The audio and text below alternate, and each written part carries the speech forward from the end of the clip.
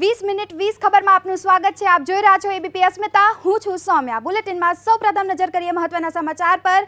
તો વાવણી માટે ખેડૂતોએ જોવી પડશે એક સપ્તાહથી વધુ રાહ। આવતા 5 દિવસ હળવા વરસાદ સિવાય કોઈ સંભાવના નહીં। ચોમાસાની ચાતક નજરે રાહ જોઈ રહેલા ગુજરાતના ખેડૂતોએ વધુ ધીરજ ધરવી પડી શકે છે, કારણ કે આગામી સપ્તાહમાં પણ રાજ્યમાં ચોમાસું સક્રિય થાય તેવા કોઈ સંકેતો જોવા નથી મળી રહ્યા। આવતા 5 દિવસ સુધી દક્ષિણ ગુજરાત અને સૌરાષ્ટ્રના કેટલાક જિલ્લાઓમાં હળવા વરસાદની સંભાવના જરૂર છે, પરંતુ વાવણી લાયક વરસાદ માટે હજુ સુધી ગુજરાતમાં કોઈ અનુકૂળ સિસ્ટમ સર્જાઈ નથી। અગાઉ હવામાન વિભાગનું અનુમાન હતું કે 15 જૂન પહેલા જ ગુજરાતમાં ચોમાસું સક્રિય થઈ જશે, પરંતુ મિડલ લો પ્રેશરના કારણે ચોમાસું ડામાડોળ થઈ ગયું છે। लेकिन south Gujarat districts and Saurashtra में light rainfall we expect at isolated places में, एंड बाकी नॉर्थ गुजरात या कच्छ में बारिश होने का संभावना बहुत कम है, क्योंकि शीतलहर हो भी सकता है बट वो चांसेस बहुत कम है। क्लाउड होगा आपका एंड विंड स्पीड भी है, पूरा गुजरात में विंड स्पीड आपको अप टू 1.5 किलोमीटर हाइट तक विंड स्पीड बहुत ज़्यादा है। 18th में नॉर्थ गुजरात को थोड़ा संभावना है, नॉर्थ गुजरात को तो, बट वो बहुत ही अभी वो मतलब कोई सब्सटेंशियल नहीं है ना, बट थोड़ा एक ट्रैप दिखाई दे रहा है, तो थोड़ा होने का संभावना है 18th को। તો ખેડૂતો ચેતકની જેમ વરસાદની રાહ જોઈ રહ્યા છે। હવે વાત કરીએ પૂર્વોત્તરમાં પૂરના પ્રકોપની। તો મુંબઈમાં આવતીકાલે ભારે વરસાદની આગાહી કરવામાં આવી છે અને ગુજરાતને બંધાઈ છે આશા। મુંબઈમાં 5 દિવસ સુધી વિરામ લીધા બાદ ફરી એક વખત વરસાદને અનુકૂળ સ્થિતિ નિર્માણ થઈ રહી છે, જે ગુજરાતના ખેડૂતો માટે સારા સમાચાર લાવી શકે છે। મુંબઈમાં આવતીકાલથી 2 દિવસ ભારે વરસાદની હવામાન વિભાગે આગાહી કરી છે। આશા રાખવામાં આવી રહી છે કે જો મુંબઈમાં વરસાદ પડશે તો નૈઋત્યનું ચોમાસું ગુજરાત તરફ આગળ વધશે। આ તરફ પૂર્વોત્તર ભારતમાં વરસાદ કહેર બન્યો છે। આસામ, મિઝોરામ, મણિપુર અને ત્રિપુરામાં પૂરના કારણે જનજીવન પર માઠી અસર પહોંચી છે। ચારેય રાજ્યોના મળી 8 લાખ લોકો પૂરથી રઝળી પડ્યા છે, જ્યારે 13 લોકોએ જીવ ગુમાવ્યો છે। આસામમાં પૂરના કારણે 4.5 લાખ, મણિપુરમાં 1.5 લાખ, જ્યારે ત્રિપુરામાં 50,000થી વધુ લોકો પ્રભાવિત થયા છે। આ ચારે રાજ્યોમાં અનેક નદીઓ ભયજનક સપાટીથી ઉપર વહી રહી છે। જો તમે નોકરી કરો છો તો આ સમાચાર તમારા માટે જ છે। ઘટી શકે છે તમારી ટેક હોમ સેલરી। પગારના નિયમમાં ફેરફાર કરવાનું વિચારી રહી છે મોદી સરકાર। જો તમે કોઈ કંપનીમાં નોકરી કરો છો તો તમારે આ સમાચાર જાણવા જરૂરી છે। બની શકે છે કે આગામી દિવસોમાં તમારી ટેક હોમ સેલરી ઘટી જાય, કારણ કે મોદી સરકાર સેલરીના નિયમમાં ફેરફાર કરવાનું વિચારી રહ્યાની અટકણો શરૂ થઈ છે, જેના માટે સરકાર મજૂર કાયદામાં ફેરફાર કરી શકે છે। જો આવું થશે તો તમારી ટેક હોમ સેલરી ઘટી જશે, કારણ કે સરકાર એવો નિયમ લાવવાનું વિચારી રહી છે જેનાથી કંપનીઓ તમારી બેઝિક સેલરી ઓછી ન રાખી શકે। આથી સરકાર બેઝિક સેલરીને તમારા પગારનો મોટો હિસ્સો બનાવવા માંગે છે। જો કે બેઝિક સેલરી વત્તા પ્રોવિડન્ટ ફંડ, ઇન્સ્યોરન્સ અને ગ્રેચ્યુટીમાં તમારો હિસ્સો વધુ કપાશે। અહેવાલ એવા પણ છે કે દરેક વ્યક્તિને પગાર પર મળનારા house rent, leave trial allowance સહિતના અન્ય અલાઉન્સ બેઝિક સેલરીના 50%થી વધુ નહીં રાખી શકાય। આ પ્રકારના ફેરફારથી તમારા પર ટેક્સનું ભારણ પણ વધશે। જો કે આ પ્રકારના ફેરફારની હજુ અટકણો ચાલી રહી છે। સરકાર તરફથી આ મુદ્દે કોઈ પુષ્ટિ નથી થઈ। હવે વાત કરીએ વાહન ટોઈંગની। તો વાહન ટોઈંગ થયાની જાણકારી આપવા પોલીસ શરૂ કરી શકે છે સ્ટીકર પ્રથા। સ્ટીકરમાં અપાશે પોલીસનો phone number. No parking zone અથવા રસ્તામાં નડતર થાય તે રીતે પાર્ક કરેલા વાહનો ટોઈંગ થયા બાદ પોલીસ હવે સ્ટીકર લગાવશે। સૂત્રો પાસેથી પ્રાપ્ત વિગતો અનુસાર જ્યારે પોલીસ આવા વાહનો ડિટેઇન કરી ઉઠાવી જાય છે, ત્યારે વાહન ચાલક તેનાથી અજાણ હોય છે અને તેને વાહન ચોરાઈ ગયું છે એવી ચિંતા થાય છે અને તે ગભરાઈ જાય છે। વાહન માલિકોની આ મુશ્કેલીને દૂર કરવા સરકાર હવેથી વાહનને ટોઈંગ કર્યા બાદ ત્યાં આસપાસના સ્થળે વાહનના નંબર અને વિગતો સાથે એક સ્ટીકર લગાવવાનું વિચારી રહી છે। એટલે કે નિયમ વિરુદ્ધ પાર્ક કરાયેલું વાહન ઉઠાવતી વખતે પોલીસ ત્યાં આસપાસના ઝાડ કે થાંભલા પર એક સ્ટીકર લગાવી દેશે, જેથી માલિકને વાહન ટોઈંગ થયાની જાણકારી મળશે। સાથે જ ક્યાંથી છોડાવવું તેની પણ માહિતી મળી રહેશે। સ્ટીકરમાં પોલીસ કર્મીનો મોબાઈલ નંબર પણ લખાશે। સૂત્રોના જણાવ્યા પ્રમાણે આ યોજના પહેલા પ્રાયોગિક ધોરણે શરૂ કરાશે અને બાદમાં આખા રાજ્યમાં તેનો અમલ શરૂ કરાશે। હવે વાત કરીએ પેટ્રોલ ડીઝલની। તો ફરી વધી શકે છે પેટ્રોલ ડીઝલનો ભાવ। ડોલર સામે રૂપિયો નબળો પડતા આવી શકે છે ભાવ વધારો। ફરી એક વખત પેટ્રોલ અને ડીઝલના ભાવમાં વધારો ઝીકાઈ શકે છે.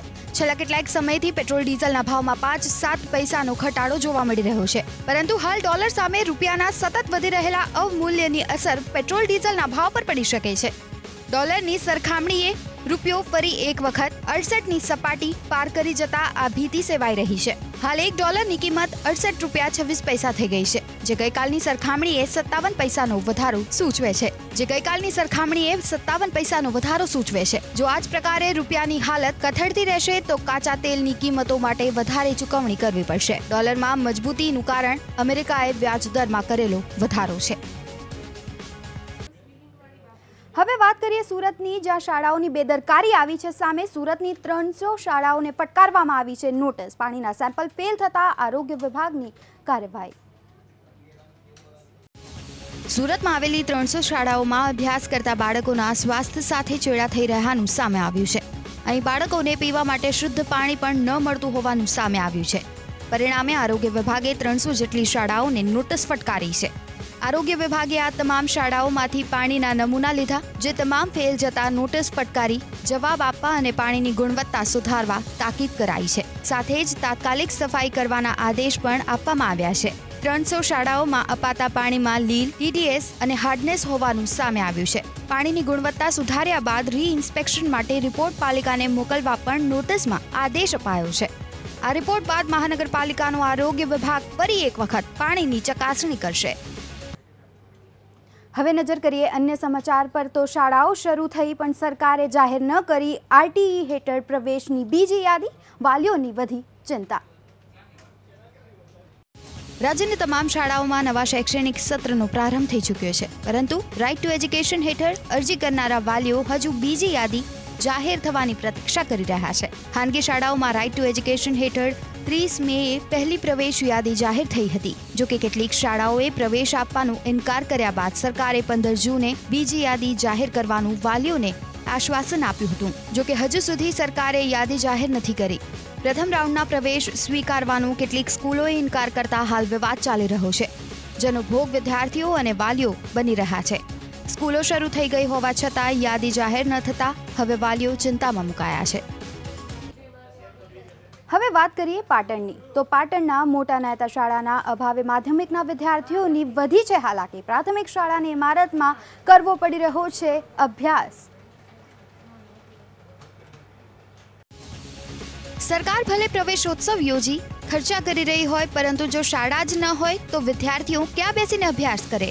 કંઈક આવી જ સ્થિતિ હાલ પાટણના મોટા નાયતા ગામે જોવા મળી રહી છે. સરસ્વતી તાલુકાના આ ગામમાં ધોરણ 1 થી 11 સુધીની શાળા છે, પરંતુ માધ્યમિક શાળા માટે કોઈ ઇમારત નથી. આથી ધોરણ 8 થી 11ના વિદ્યાર્થીઓને પણ પ્રાથમિક શાળાની ઇમારતમાં બેસાડવામાં આવી રહ્યા છે અને 2 પાળીમાં શાળા ચલાવવી પડે છે. પ્રાથમિક શાળાના ઓરડા પણ મર્યાદિત હોવાથી અહીં વિદ્યાર્થીઓને ઘેટા બકરાની જેમ બેસાડવામાં આવે છે. બધા વિદ્યાર્થીઓ બેસી શકે તે માટે બેન્ચના બદલે વિદ્યાર્થીઓને નીચે બેસાડવામાં આવી રહ્યા છે. શિક્ષકોની પણ અછત પ્રવર્તી રહી છે. જ્યારે આ અંગે સરપંચને પૂછવામાં આવ્યું તો તેમનો દાવો છે કે શાળાની ઇમારત મંજૂર તો થઈ ગઈ છે, પરંતુ ગામના કેટલાક લોકોએ આપેલી વાંધા અરજીના કારણે નિર્માણ નથી થઈ શક્યું. હાલ અમારે જે પ્રાથમિક શાળાઓ ચાલે છે ને, એ ઓરડામાં 2 કલાકથી 2.5 કલાક સમય આવે છે છોકરાઓને, એટલે છોકરાઓનો ખોટો ટાઈમ બગડે છે અને એમ કે અભ્યાસ આવતો નથી, પૂરતો સમય નથી. ન્યાય નહીં મળે તો અમે કલેક્ટર ઓફિસે ઉપવાસ ઉપર ઉતરી અને લોહી ફેંકીશું, પણ અમે એનો ન્યાય મેળવીશું. વડોદરા વાસીઓ માટે છે આ સમાચાર. વડોદરામાં હજુ કાગળ પર જ છે પ્રી મોન્સૂન પ્લાન. રાજમહેલ રોડ પરની 15 સોસાયટીના લોકોને પાણી ભરવાની ભીતિ. દર વર્ષની જેમ આ વર્ષે પણ વડોદરાવાસીઓ વરસાદી પાણી ભરવાના ભય તળે જીવી રહ્યા છે. વડોદરા કોર્પોરેશનનો પ્રી મોન્સૂન પ્લાન કાગળ પર જ પૂર્ણ દર્શાવી રહ્યો છે, પરંતુ અધિકારીઓ જો એસી રૂમની બહાર આવીને હકીકત ચકાશે તો કંઈક જુદું જ ચિત્ર તરી આવે છે. રાજમહેલ રોડ પરના લાલબાગ તળાવ સહિતના કેટલાય તળાવની પ્રી મોન્સૂન કામગીરી અધૂરી જોવા મળી રહી છે. તળાવમાં લીલી વેલની હજુ સફાઈ થઈ નથી. તળાવમાં 25 થી વધુ મગર સાપ છે, જે વરસાદનું પાણી ભરાતા જ બહાર આવી જવાનો ભય રહેલો છે. સ્થાનિકોનો આરોપ છે કે રાજમહેલ રોડની 15 થી વધુ સોસાયટીઓમાં છેલ્લા 20 વર્ષથી પાણી ભરવાની સમસ્યા નથી હલ કરવામાં આવી. આટલું તળાવ ફૂલ હોય ને એક જ વરસાદ આવશે તો શું હાલત વિસ્તારની થશે અને અસંખ્ય લોકોના ઘરોમાં 2-2 ફૂટ પાણી ભરાઈ જાય. બાજુમાં કાશીનાથ મંદિર આવ્યું છે, ત્યાં પણ 2-3 ફૂટ પાણી ભરાઈ જાય, લોકોને ભક્તો આવતા હોય. એટલે જે કંઈ નુકસાન થાય, જે કંઈ લોકોની એ થાય, ભરપાઈ ખરેખર કોર્પોરેશનને જ કરવાની હોય. લોકોને લાખ રૂપિયાનું નુકસાન ઘરમાં થતું હોય છે. મચ્છરને તો એટલી બધો પ્રોબ્લેમ છે એનો કે ઘરની બહાર બેસાય જ નહીં. ટેરેસમાં બેસો કે ગેલેરીમાં બેસો જરા પણ નહીં. એના કારણે માંદગી પણ એટલી જ છે. જો કોર્પોરેશન જાગે અને આનું કંઈક નિવારણ કરે તો ઘણું સારું. તો લોકસભાની ચૂંટણી માટે ભાજપે કસી છે કમર. 2019ની તૈયારીઓમાં લાગ્યા ભાજપ અને આરએસએસ. પીએમ આવાસ પર યોજાયું ડિનર. 2019ની લોકસભા ચૂંટણીને લઈને ભાજપે કમર કસી લીધી છે, જેને લઈને હરિયાણાના સૂરજકુંડમાં ભાજપ અને રાષ્ટ્રીય સ્વયંસેવક સંઘની બેઠક યોજાઈ. બેઠક બાદ પ્રધાનમંત્રી મોદીએ પોતાના નિવાસ પર ભાજપ અને આરએસએસના નેતાઓ માટે ડિનર પણ યોજ્યું, જેમાં ભાજપ અધ્યક્ષ અમિત શાહ, ગૃહમંત્રી રાજનાથસિંહ સહિતના દિગ્ગજોએ હાજરી આપી. સૂરજકુંડમાં ભાજપ અને આરએસએસ વચ્ચે બંધ વાયણે યોજાયેલી આ બેઠકમાં ભૈયાજી જોશી અને કૃષ્ણ ગોપાલે ભાગ લીધો. મળતી વિગતો પ્રમાણે બેઠકમાં દેશની વર્તમાન સ્થિતિની ચર્ચા થઈ. સાથે જ આગામી લોકસભા ચૂંટણી જીતવા શું કરી શકાય તે અંગે પણ ચિંતન થયું. હવે વાત કરીએ વિજય માલ્યાની. તો ભારતીય બેંકોને 1 કરોડ 80 લાખ રૂપિયા ચૂકવે વિજય માલ્યા. બ્રિટનની કોર્ટનો આદેશ. બ્રિટનની કોર્ટે વિજય માલ્યાને આદેશ આપ્યો છે કે તે ભારતીય બેંકોને કેસ લડવામાં જે ખર્ચ થયો છે તે ચૂકવી દે. કોર્ટે આદેશ કર્યો છે કે માલ્યા વિરુદ્ધ કેસ લડી રહેલી ભારતની 13 બેંકોને કુલ 1 કરોડ 81 લાખ રૂપિયા ચૂકવવામાં આવે. સાથે જ માલ્યાની સંપત્તિ જપ્ત કરવાના ભારતીય કોર્ટના આદેશને બ્રિટનની કોર્ટે પણ યોગ્ય ઠેરાવ્યો છે. ભારતની બેંકોને 9,000 કરોડ રૂપિયા ચૂકવવા વિના બ્રિટન ભાગી ગયેલો માલ્યા લાંબા સમયથી એશો આરામ ફરમાવી રહ્યો છે. તો બીજી તરફ લોન આપ્યા બાદ પણ બેંકો તેની પાછળ કેસ લડવામાં નાણાં બગાડી રહી છે. વિજય માલ્યાના ભારતમાં પ્રત્યાર્પણ માટે પણ અન્ય એક કોર્ટમાં કેસ ચાલી રહ્યું છે, જે અંગે આવતા મહિને અંતિમ સુનાવણી હાથ ધરાશે. હવે વાત કરીએ મુંબઈના લોકલની. તો મુંબઈ લોકલને ઉડાવી દેવાની ધમકી આપવામાં આવી છે. અલગાયવાદીના નામથી મળી આવ્યો છે ઈમેલ. મુંબઈની લાઇફલાઇન લોકલ ટ્રેનને ઉડાવી દેવાની ધમકી મળ્યા બાદ ખળભળાટ મચી ગયો છે. આતંકવાદીઓ ફરી એક વખત મુંબઈને હચમચાવવાની ફિરાકમાં હોવાનું સામે આવ્યું છે. પશ્ચિમ રેલવેને ખૂંખાર આતંકી સંગઠન અલ કાયદાના નામથી એક ઈમેલ કરીને આ ધમકી આપવામાં આવી છે. ઈમેલમાં મુંબઈ લોકલ ટ્રેનના પાટાને વિસ્ફોટથી ઉડાવી ટ્રેનને ડિરેલ કરવાની ધમકી અપાઈ છે. ધમકી ભર્યા સંદેશ બાદ મુંબઈમાં રેલવે સ્ટેશનો અને ટ્રેનોની સુરક્ષા વધારી દેવાઈ છે. રેલવે ટ્રેકનું પણ સતત મોનિટરિંગ કરવામાં આવી રહ્યું છે. 12 વર્ષ પહેલા 2006માં આતંકવાદીઓએ આ પ્રકારની ઘટનાને અંજામ આપી ચૂક્યા હોવાથી તંત્ર વધુ સતર્ક બન્યું છે. કારણ કે 2006માં મુંબઈની 7 લોકલ ટ્રેનમાં બ્લાસ્ટ થયા હતા, જેમાં 189 લોકોના મોત થયા હતા.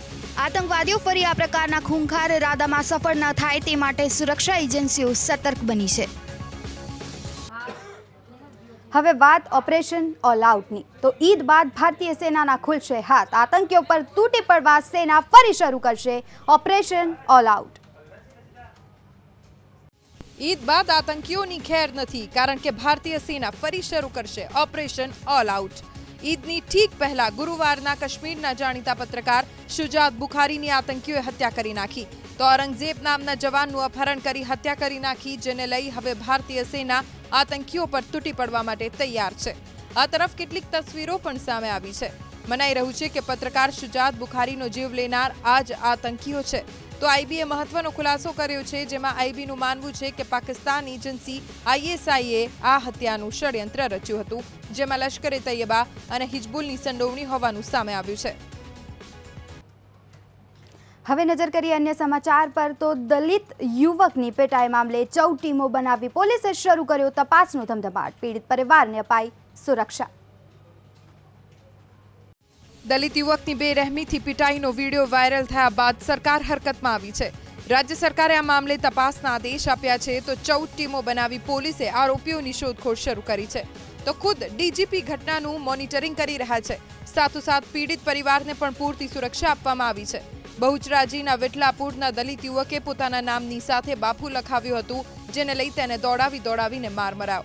હાથ જોડી દલિત યુવક રહેમની આજીજી કરતો રહ્યો, પણ તેના માથા પર લાત મારવામાં આવી અને લાકડીથી તેને ફટકારવામાં આવ્યો. સરકારના ધ્યાને આવતા સરકારે એસપીને સૂચના આપીને એના પરિવારના લોકોને બોલાવીને એ પોતે ડરેલા હતા એમને સમજાવી એમનું કાઉન્સિલિંગ કરીને એમને ફરિયાદ આપવા માટે તૈયાર કર્યા હતા. એમની ફરિયાદ લઈ ફરિયાદમાં આરટી એક્ટ હેઠળ એટ્રોસિટી એક્ટ અને અપહરણના ગુનાઓ નોંધી એમને અત્યારે સંપૂર્ણ પોલીસ પ્રોટેક્શન આપવામાં આવ્યું છે અને આના સંદર્ભમાં એસપી અને રેન્જના અધિકારીઓને સૂચના આપીને 14 જેટલી મહત્વના સમાચાર સામે આવી રહ્યા છે. વાત કરીએ નવસારીની, તો નવસારીમાં વરસાદી માહોલ જોવા મળી રહ્યો છે. ક્યાંક કાળા ડિબાંગ વાદળો છવાયા છે, તો નવસારી શહેરમાં વાતાવરણમાં પલટો જોવા મળી રહ્યો છે. અનેક જગ્યાએ ઝાપટા પણ પડ્યા છે. વહેલી સવારથી ઘેરાયા કાળા વાદળો. ખેડૂતોમાં ખુશીનો માહોલ જોવા મળી રહ્યો છે. અનેક વિસ્તારમાં હળવા વરસાદી છાંટા પણ જોવા મળી રહ્યા છે.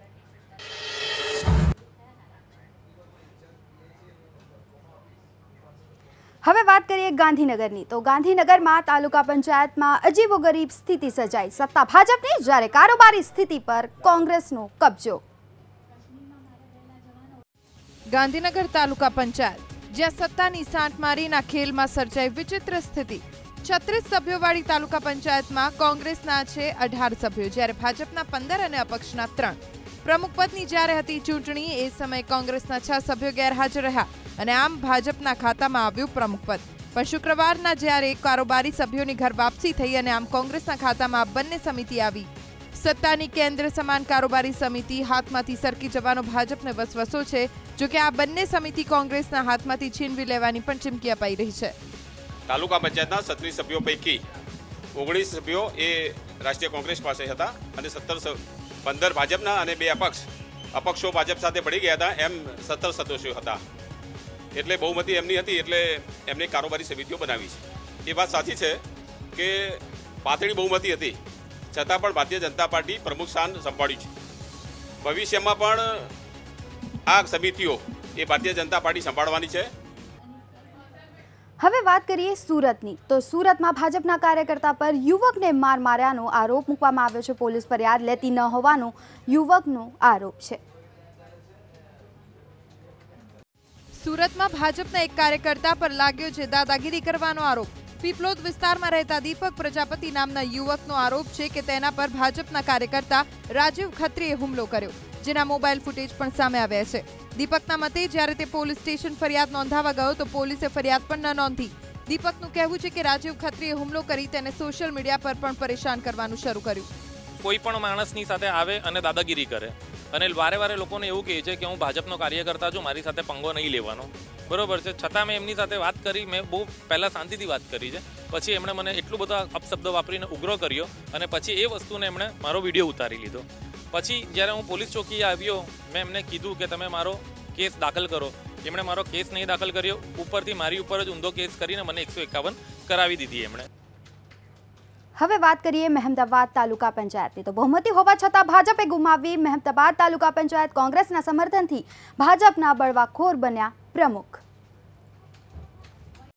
ખેડા જિલ્લાની મહેમદાવાદ તાલુકા પંચાયત, જેમાં ભાજપની બહુમતી હોવા છતાં કોંગ્રેસે મેળવી સત્તા. પ્રમુખ માટે ભાજપના ચંપાબેન ડાભી સામે ભાજપના જ સાવત્રીબેન ચૌહાણે ઉમેદવારી નોંધાવી હતી. 26 સભ્યોવાળી મહેમદાવાદ તાલુકા પંચાયતમાં ભાજપના 13, કોંગ્રેસના 12 અને 1 અપક્ષ સભ્ય છે. કોંગ્રેસના સભ્યોએ ભાજપના બળવાખોર ઉમેદવાર સાવિત્રીબેનને સમર્થન આપતા તેઓ પ્રમુખ પદે ચૂંટાયા. કહેવા માંગુ છું કે તાલુકા પંચાયતના સભ્યોશ્રી ભાઈઓ અને બહેનોએ મને સાથ સહકાર આપ્યો છે અને મને પ્રમુખ તરીકે સ્વીકારી છે. તો હું પછી આવતા વર્ષોમાં ગામના તથા કોઈ બી કામ હશે તો હું અમે અને ઉપપ્રમુખ શ્રી રામસિંહ કાકા બંને ભેગા થઈને અમે સાથ સહકાર આપીશું અને દરેકના કામ કરીશું. અને હું તો હવે નજર કરીએ અન્ય સમાચાર પર તો સુરેશ શાહ હત્યા કેસના મુખ્ય શાર્પ શૂટરથી ચોટીલાની કરવામાં આવી છે ધરપકડ. રાજુ શેખવાનના ઇશારે કરી હતી હત્યા. સુરેશ શાહ અમદાવાદના વેપારીની 10 માર્ચના રોજ હત્યા કરી દેવાઈ હતી. વાસણાના વિશ્વેશ્વર મંદિરમાં સુરેશ શાહની ગોળી મારી હત્યા કરી દેવાઈ હતી. આ કેસના મુખ્ય શાર્પ શૂટર રવુ કાઠીની ક્રાઇમ બ્રાન્ચે ધરપકડ કરી છે. ચોટીલા મંદિરે દર્શન કરવા આવતો હોવાની ક્રાઇમ બ્રાન્ચને બાતમી મળી હતી, જેના આધારે તેને ચોટીલાથી દબોચી લેવાયો. રવુ કાઠીએ રાજુ શેખવાના ઇશારે હત્યા કરી હતી. રાજુ શેખવા અમરેલી મામલતદાર કચેરીમાં એક સામાન્ય ક્લાર્ક હતો, પણ બાદમાં તેને સસ્પેન્ડ કરાયો હતો. બાહુબલી તરીકે ઓળખાતા રાજુ શેખવા પર ગાંધીનગરના FCIના નિવૃત્ત મેનેજરે પણ હત્યાનો આરોપ છે. જોકે હજુ તે પોલીસ પકડથી બહાર છે. જે બંને શૂટરો જે CCTVમાં દેખાતા હતા એ બંને શૂટરો અંગે તપાસ ચાલી રહી હતી. એ દરમિયાન PI વિજય મલ્હોત્રા નાઓને બાતમી મળેલી કે બે પૈકીનો એક જે આરોપી છે એનું નામ છે રવુ કાઠી ઉર્ફે રવુ ખાચર, જે મૂળ બાબરા તાલુકાનો વતની છે અને ચોટીલા મંદિરે દર્શન કે બાધાપૂરી કરવા માટે આવવાનો છે. આ બાતમીના અનુસંધાને PI મલ્હોત્રા અને એમની ટીમના PSI KD જાડેજા પોતાની ટીમ સાથે ચોટીલા પહોંચી ગયા હતા. ચોટીલાથી જે આ ઈસમ છે રવુ ખાચર, તેની અટક કરવામાં આવી. અટક કરી અત્રે લાવી પૂછપરછ કરતા તેણે સમગ્ર ગુનાનું જે એની ભૂમિકા હતી એ બાબતે ખુલાસો કર્યો. હવે વાત કરીએ ડાયમંડ સિટી સુરતની. તો સુરતે ફરી એક વખત વિશ્વને બતાવી હીરાની ચમક. 6690 હીરા જડિત વીંટીને મળ્યું ગિનીઝ બુકમાં સ્થાન. સુરતમાં બનેલી 6690 હીરા જડિત લોટસ રિંગને ગિનીઝ બુક ઓફ વર્લ્ડ રેકોર્ડમાં સ્થાન મળ્યું છે. વીંટીની કિંમત 27 કરોડ 75 લાખ રૂપિયા છે. હનુમાન ડાયમંડ કંપનીએ 6690 હીરાથી જડિત વીંટી બનાવી છે. વીંટીમાં 18 કેરેટ ગોલ્ડનો પણ ઉપયોગ કરાયો છે, જેને તૈયાર કરવા 1 વર્ષ જેટલો સમય લાગ્યો. कॉन्सेप्ट जो है वो है लोटस रिंग, और लोटस यानी कमल का फूल वो हमारे देश का राष्ट्रीय फूल है. तो हमेशा से बचपन से ही ये एक इच्छा रही है कि अपने नेशन का नाम को ऊपर लाना है, कुछ अलग करना है. तो इस बात को सोचते हुए नेशनल फ्लावर को बनाया. और एक और चैलेंज था हमारे लिए कि डिज़ाइन ऐसा हो जिसमें ज़्यादा से ज़्यादा डायमंड्स हम लगा सकें. तो ये सब कुछ सोचते हुए हमने लोटस को बनाया, और बनाया तो आज आप सब देख पा रहे हैं कि हमारे देश का नाम भी रोशन कर रहा है और हमारी सूरत सिटी का नाम भी रोशन कर रहा है. इस तरह से कितने डायमंड इसमें आए लगाया गया और गोल्ड कितना हो. હવે વાત કરીએ ક્રિકેટની. તો અફઘાનિસ્તાન સામેની ટેસ્ટમાં ભારતનો ઐતિહાસિક વિજય. 4 કલાકમાં અફઘાનિસ્તાનનો ખેલ ખતમ. ભારતે ટેસ્ટ ક્રિકેટમાં ડેબ્યુ કરવા આવેલી અફઘાનિસ્તાનની ટીમને 1 ઇનિંગ અને 262 રનથી હરાવતા ઐતિહાસિક જીત દાખલ કરી છે. ભારતે આ મુકાબલાને માત્ર 2 દિવસમાં જીતીને રેકોર્ડ પોતાના નામે કરી લીધો છે. ટોસ જીતીને પહેલા બેટિંગ માટે ઉતરેલી ભારતીય ટીમે 474 રન કર્યા. બાદમાં ભારતીય બોલર્સે નૌશિખ્યા અફઘાની ટીમને ટેસ્ટના બીજા દિવસે જ 20 વિકેટ લઈને 1 ઇનિંગ અને 262 રનથી હરાવી. તો 20 મિનિટ 20 ખબરમાં હાલ બસ આટલું જ. વધુ સમાચાર માટે આપ જોતા રહો ABP અસ્મિતા, ગુજરાતની અસ્મિતા.